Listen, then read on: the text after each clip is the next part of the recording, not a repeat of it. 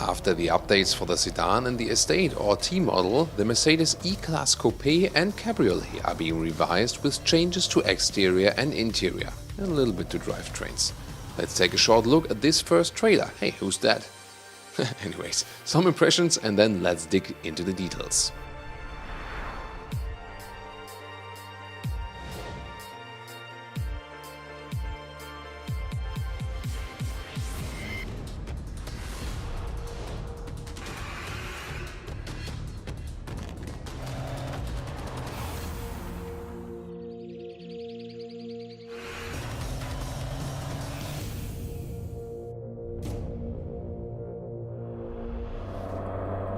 This is the Mercedes E-Class Coupe S E53 AMG. The housing of the standard LED headlamps is a little flatter now. Optionally, you can get the LED multi-beam again. The LED signature now only shows one stripe or curve.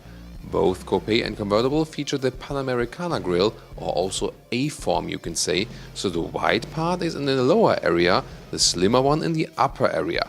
Usually it is the other way around.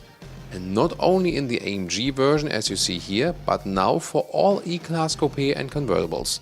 The E53 here, however, comes with the vertical fins in the front grille.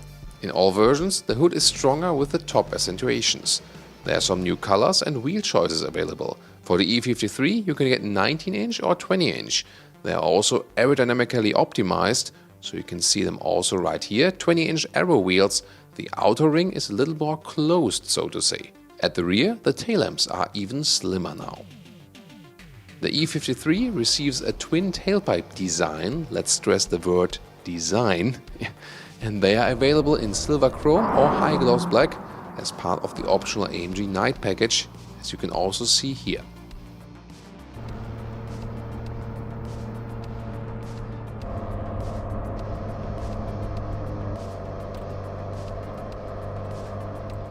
Biggest update in the interior is the infotainment system. Standard setup is 2x 10.25 inch and optional 2x 12.3 inch screens. Already the smaller dual screen setup comes with a very new and good MBUX infotainment system unit that features a natural voice input. The AMG models come with special sports gauge styles, also with a super sports mode with a central round rev counter. The interior features two completely new steering wheels. The standard steering wheel features a closed area left and right of the center. The AMG and AMG Line versions show two horizontal button areas, each with a gap in between.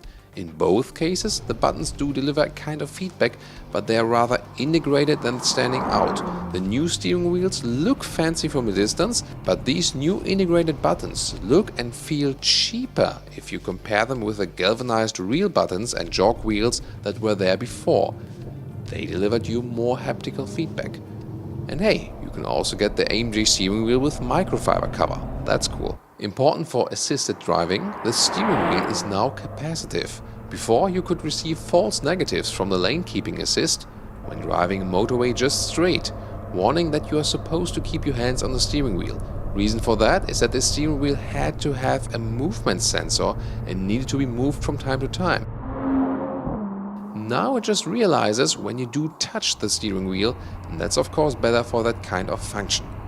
In all versions, the E-Class comes with choices of sustainable and animal-friendly seating like fabric or the high-grade leatherette Artico or MBTEX, or mixes of Dynamico microfiber and Artico. Concise offers depend on market specifications. The E53 comes standard in the mix Artico leatherette on the outside and Dynamica on the inside. Nice, sporty and sustainable. As for engines, Mercedes upgrades the electrification. The new 2-liter 4-cylinder diesel with 258 horsepower will be mild hybrid, giving you an electric boost and also recuperation possibilities. MHEV will also be a 3-liter inline 6-cylinder, which always comes as all-wheel drive. So, engines will be as follows. Petrol, 2-liter 4-cylinder, E200, 197 horsepower, optional all-wheel drive. E300, 258 horsepower, 3-liter 6-cylinders. E450, 367 horsepower, all-wheel drive, 5 seconds acceleration figure. Or then here the E53 AMG, 435 horsepower, all-wheel drive, 4.4 seconds. It's a real driven platform, so either rear-wheel drive or the all-wheel drive with rear-wheel bias. In diesels, 2-liter 4-cylinder E220D, 194 horsepower, optional all-wheel drive, 3-liter 6-cylinder E400D, 340 horsepower, always all-wheel drive. As for suspensions, you still receive the standard suspension, the adaptive suspension and the air suspension. The air suspension have been updated in few hardware parts. In the AMG it has a very stiff setup.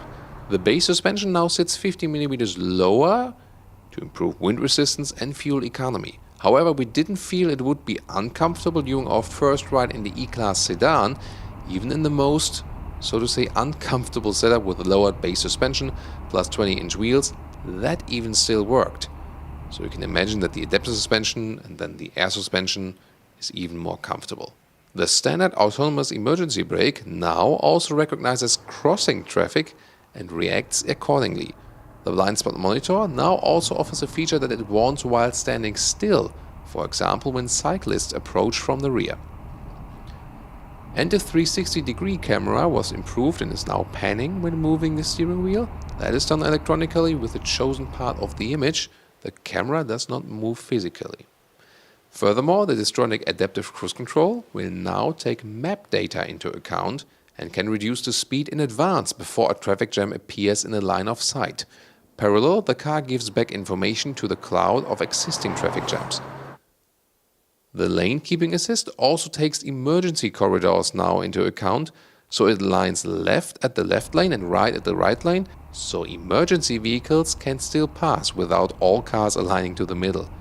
That can indeed be a problem with assisting traffic jam assistance systems.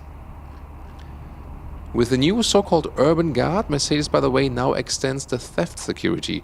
For example, you can receive messages to your smartphone when someone tries to break into your car or when someone hits your car while parking. Urban Guard Plus furthermore adds GPS tracking to share with the police.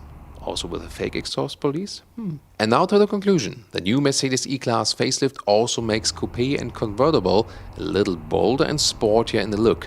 The interior gives you more up-to-date infotainment systems and everything all digital now, even if it comes in two sizes. In driving, the E-Class will remain very comfortable, at least in the non-AMG versions. You know, they sit the AMG versions pretty stiff, so there is a very big difference between the soft, comfortable normal versions and the rather stiff and sporty AMG versions. And the range of the assistance systems have now been revised. Tell us your comments what you think about this update of the Mercedes E-Class Coupe and Convertible. And also check out our preview episode from the Mercedes E-Class Sedan. See you there.